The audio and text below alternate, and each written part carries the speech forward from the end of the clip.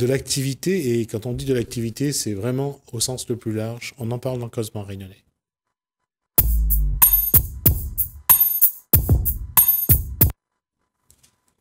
Bonsoir Alexandre Dupuis. Bonsoir Jismi. Là, quand on parle de l'artisanat, et aujourd'hui, ça se multiplie parce que les nouvelles, les innovations, que ce soit dans l'alimentation, que ce soit dans la création, il y en a de plus en plus.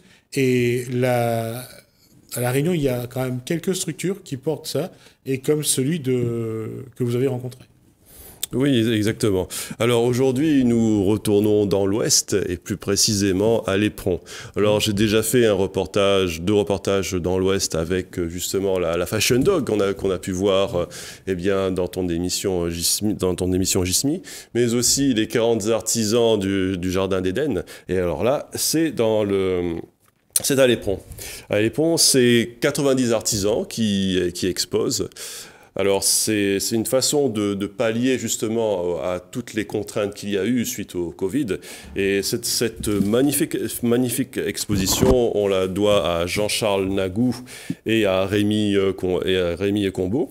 Donc, alors, je vais juste préciser, parce que Jean-Charles Nagou est connu dans le milieu politique, artisanal. Et politique. Non, pas seulement, et parce qu'il est également à la Chambre de commerce, je crois, et il était aussi à la Chambre des métiers. Et il était président de l'association Art et Tradition. Art et Tradition, oui. C'est jusqu'à 2015. Non, il l'a pris en 2015 et il a passé la main tout récemment. À Rémi Combeau, parce que justement, Jean-Charles Nagou entame une carrière politique justement avec Vanessa Miranville, qui est Madame la maire de la Possession. On va juste rappeler que Vanessa Miranville est également conduit une liste pour les régionales, et qu'elle est donc déjà en campagne, et que la région, en matière de compétences, soutient aussi l'économie, donc l'artisanat. Donc on revient sur ce projet. Alors, ces personnes n'ont pas pu venir parce qu'elles sont très occupées, justement, parce que Jean-Charles Nagou est justement le bras droit de Vanessa Miranville, et donc il y a beaucoup d'obligations. Et c'est d'ailleurs pour ça, comme je viens de le dire, qu'il a passé un petit peu la main à Rémi Combeau, qui lui est dans l'artisanat aussi, et qui est un spécialiste de l'artisanat d'art. Donc là, nous sommes dans un milieu d'artistes, nous sommes dans un milieu de créateurs, nous ne sommes pas que dans un milieu d'artisans, ça va au-delà de ça. Juste pour repréciser pour Jean-Charles Nagou, lui, il est dans ce qu'on appelle les confiseries, il faisait entre autres de la confiture, il faisait aussi... Oui, il dirigeait les saveurs de la fournaise, en fait. Voilà, c'est ça. Et donc, il produisait avec une personne à l'époque, il produisait de la confiserie, il produisait également des biscuits, je crois. Donc, c'est pour montrer à quel point, quand on parle d'artisanat, le champ d'action est vraiment très, très large. Ouais. Et donc, oui, alors c'était une très belle manifestation qui a été très bien organisée. Normalement, elle aurait dû se tenir en décembre 2020, justement, peut-être à la halle des manifestations. Mais ça s'est fait finalement à l'Éperon. Et d'ailleurs, c'est pas plus mal parce que c'est en plein air, c'est sympathique. Et puis, vis-à-vis des contraintes sanitaires, le plein air, ça arrange beaucoup de choses. Et c'est super. Moi, j'ai adoré. J'ai vu un petit peu ce que faisaient les artisans. Justement, leur rayon est très large. Ça va aussi bien de l'artisanat très traditionnel, aussi ça va aussi bien pour la création de miel de litchi et tout ça. Et il y a aussi des gens qui innovent avec, par exemple, qui arrivent à reprendre des objets de la société de consommation habituelle. Ils arrivent à les transcender un petit peu comme dans ce qu'on appelle le ready-made en art, c'est-à-dire reprendre un objet, par exemple, ce tabouret, je le prends, je le transforme, je le sublime et je lui donne une autre fonction. Voilà. Et pour revenir sur quand on parle de sublimer. Juste pour rappeler cette dame qui est du port, qui construit des lampes à partir de courge, je crois. Et vraiment, vider la courge, la sécher ou attendre qu'elle sèche pour ensuite en faire une lampe, et souvent magnifique.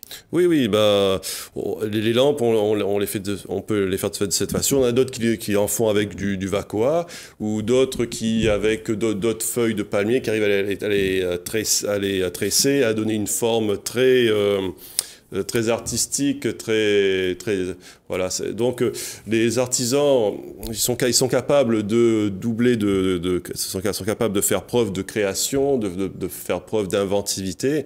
Et d'ailleurs, cette manifestation est pleine d'espoir justement vis-à-vis des contraintes qu'il y a eu. C'est une libération des personnes qui ont trouvé, on va dire, un exutoire vis-à-vis de toutes les contraintes qu'il y a eu. Alors, juste pour dire que, alors, ça c'est d'un point de vue global à La Réunion, quand on regarde, le premier élément que les artisans utilisent pour fabriquer, pour concevoir ou conceptualiser, ça reste la nature. Ouais. À Salazie, il y a le chouchou, à la Plaine des Pamis, il y a le goyavier, ouais. À la petite île, il y a l'ail, il y a pas mal d'éléments comme ça qui sont utilisés comme base, parce qu'après, avec le chouchou, la paille chouchou, il y en a qui font des caplines, des chapeaux, ces chapeaux d'avant, avec le goyavier. À Saint-Philippe, il y a aussi le tressage du Vacoa, il me semble. Exactement, tout à fait. Alors, je vais revenir sur le goyavier, ce fruit envahissant, cette plante envahissante que tout le monde voulait absolument, enfin certains voulaient absolument détruire. Aujourd'hui, on en fait du mobilier urbain. On va juste rappeler que c'est sous Nassima Dindar, à l'époque, Nassima Dindar était présidente du département. Le goyavier a pris une vraie dimension. On a fait des arrêts de bus, on a fait des bancs, on a fait vraiment... Ouais. Et puis ça sert aussi de décoration pour les fleurs. On ajoute vraiment on apporte vraiment une valeur ajoutée à l'utilisation de tel ou tel produit, tel matériau. Et pour le Vacoa, là, c'est vraiment beaucoup plus développé encore, parce qu'avec le Vacoa, nos tentes, nos soubiques étaient de ce matériau-là. Oui, d'ailleurs, avec le Vacoa, on faisait aussi les bertelles et tout ça. Et maintenant, il y a aussi des bertelles en plastique. C'est rigolo, quoi. Comme quoi, on arrive à renouveler un petit peu le style avec plein de choses. Mais il n'y a pas que les éléments végétaux. Il y a aussi entre guillemets, les déchets que les gens jettent, qui sont récupérés. D'ailleurs, dans mon reportage, on peut voir quelqu'un qui récupère des anciennes paraboles là, de télé, là, justement de paraboles de l'époque, là, et il en fait carrément des objets d'art, des assiettes richement décorées, et je trouve ça formidable. Alors effectivement, il n'y a pas que les plantes. On voit aujourd'hui l'utilisation de la roche volcanique.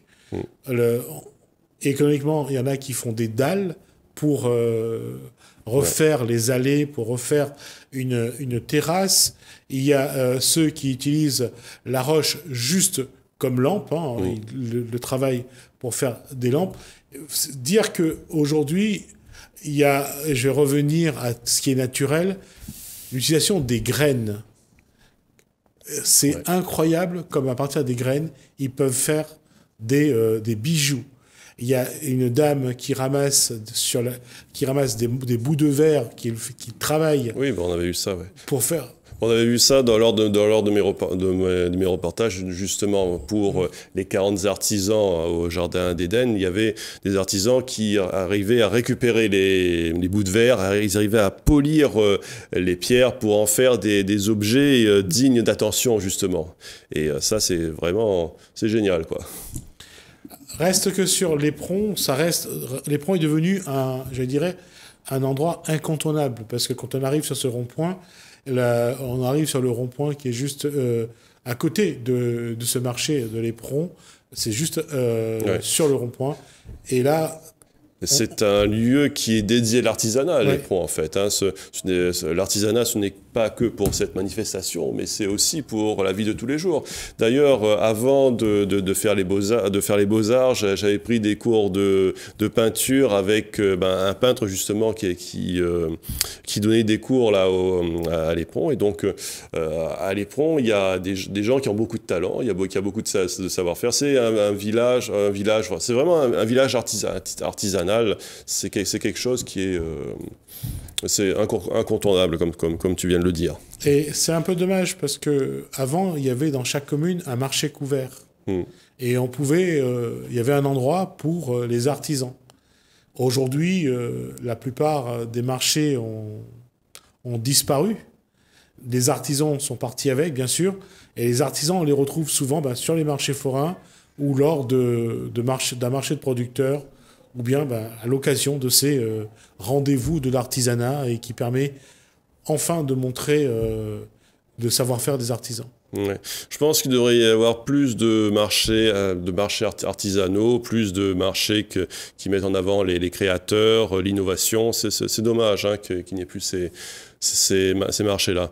À Sagny, là, il y a le petit marché malgache, là. Il y a ça. Sinon, à Saint-Pierre, il y a le marché couvert. Mais je pense que comme tu viens de le dire, Gismi, dans chaque ville, il devrait y avoir un marché couvert. C'est le cas à Saint-Benoît, mais ce qui est dommage, c'est que ces marchés ne sont plus animés. C'est-à-dire qu'il n'y a pas assez d'événements pour attirer le client. Donc, la population, les consommateurs désertent ces endroits et peu à peu, les artisans, eux aussi, les maraîchers s'en vont également parce qu'il n'y a plus assez de ventes. Il y a un marché qui s'est ouvert au port, qui a été inauguré par le maire, Olivier Hoareau, et qui, justement, propose un espace aux artisans pour vendre. J'ai eu l'occasion de m'y rendre. Il y a vraiment un peu de tout, et ça, c'est très important. Ouais. Oui, je pense qu'il faudrait aller dans cette direction. Il faudrait mélanger les artisans avec les marchés de fruits et légumes. Il faudrait peut-être créer des marchés plus, on va dire, plus composites, on va dire, où il y aurait plus de rencontres, ça serait intéressant. Créer plus de marchés en plein air, plus de marchés couverts. Il faudrait que les politiques aident les artisans, aident les créateurs, parce que je pense que c'est quelque part le marché, c'est un petit peu, ça fait penser un petit peu au forum là, au temps de la Rome antique là, justement. Le forum, c'est là où tout le monde se rassemble, aussi bien les politiques que les créateurs, tous ceux qui ont envie de se montrer, qui ont des choses à dire. Donc je pense qu'il faudrait recréer des forums et en faire peut-être toutes les semaines. Voilà, il faudrait peut-être aménager des lieux beaucoup plus grand pour qu'il y ait plus d'exposants, plus de gens, et je pense que ça serait un pôle dynamique dans chaque ville. Ça créerait beaucoup d'animation. Les gens n'auraient plus besoin d'aller à droite, à gauche pour se distraire, parce que quand l'on va dans ce genre d'exposition, on ne sait pas vraiment ce qu'on va découvrir. Donc, il y a, on va dire, un appétit de la curiosité, et y aller avec des amis, flâner dans ce genre de lieu, c'est toujours, on va dire, je ne vais pas dire que c'est exceptionnel, mais c'est toujours très intéressant. C'est un éveil des sens artistiques, voilà. Il y a une chose qui est vraie aussi, quand on regarde à La Réunion, il y a beaucoup de petits, d'étals qui se placent sur la route à des endroits. Ce qui est dommage souvent, c'est que c'est pour la place pour se garer.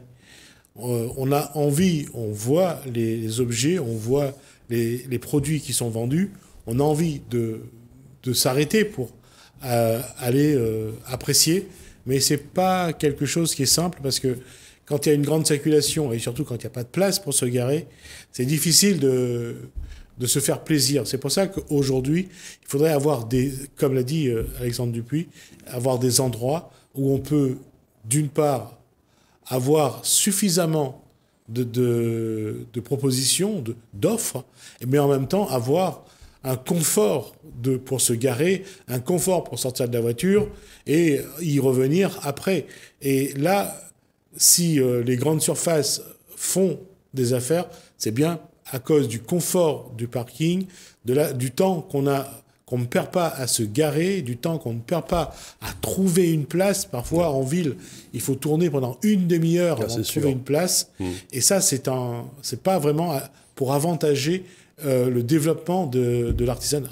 Oui, d'ailleurs, les anglo-saxons, ils ont une expression anglaise à ce sujet, c'est no parking, no business. Voilà, pas de parking, pas de business. Parce que les gens, quand, justement, comme tu le dis, mon cher Jismi, lorsqu'ils cherchent une place, déjà, ça les énerve et ils ne sont plus dans de bonnes conditions pour ensuite être ouverts à l'achat et tout ça. Donc, déjà, le parking, c'est quelque chose de primordial pour le commerce, parce que c'est quand même du confort. Et puis c'est fonctionnel, quoi. C'est quand il y a un centre, quand les gens font des centres commerciaux, à côté il y a un parking immense, donc ça veut tout dire, hein. Donc toujours les mairies, il faudrait qu'elles pensent un petit peu à aménager des parkings dignes de ce nom, pas des trucs avec 3-4 places, hein, mais vraiment des parkings assez généreux, qui soient de la même taille que l'exposition, quoi. Parce que c'est ça aussi qui est générateur de personnes et de commerce.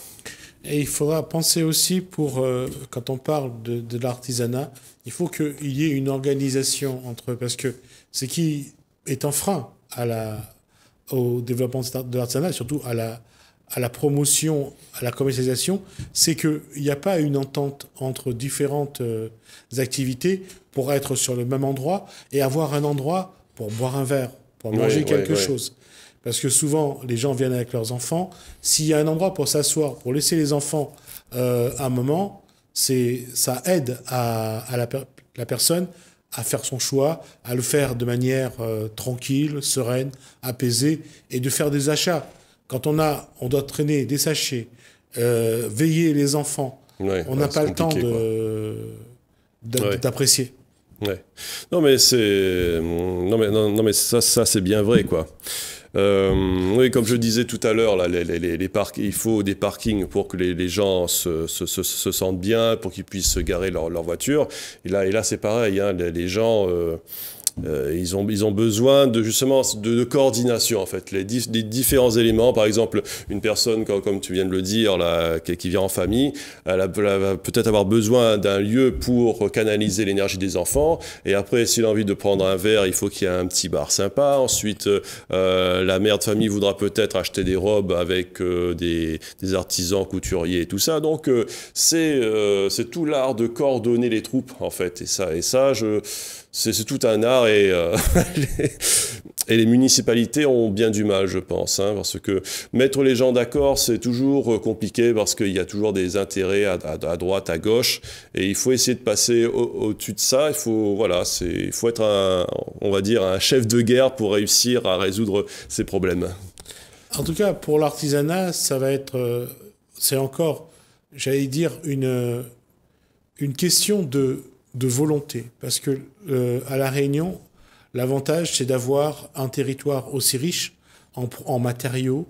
On voit que beaucoup de personnes aujourd'hui arrivent à recycler, à remettre en état. C'est le cas pour, par exemple, les vêtements. Aujourd'hui, on rencontre des gens qui reprennent des anciens vêtements, qui en refont des... les serviettes aussi. Voilà, qui refont des modèles. Et ça, c'est important. C'est important de dire que l'économie n'a pas de fin, et que quand on cherche, quand on travaille, quand on fait des efforts et des sacrifices, ben finalement, à l'image un petit peu d'art et tradition qui, depuis des années, porte aussi l'artisanat, il s'agit vraiment de continuer à chercher quels sont les produits que les Réunionnais ont besoin demain. Et on le voit, à un moment donné, les gens changent. Ouais. D'ailleurs, on l'a vu lors de mes derniers reportages avec la marque Runshark qui recycle les microbilles de plastique pour en faire des serviettes avec 26 bouteilles justement de 1,5 litre. Donc le recyclage devient de plus en plus important et l'artisanat a réussi à récupérer cette technologie pour en faire un art. D'ailleurs, dans mon reportage, il est aussi question de recyclage. On va voir le recyclage des antennes paraboliques justement, mais là avec le recyclage du plastique, c'est toute une ère nouvelle qui s'ouvre.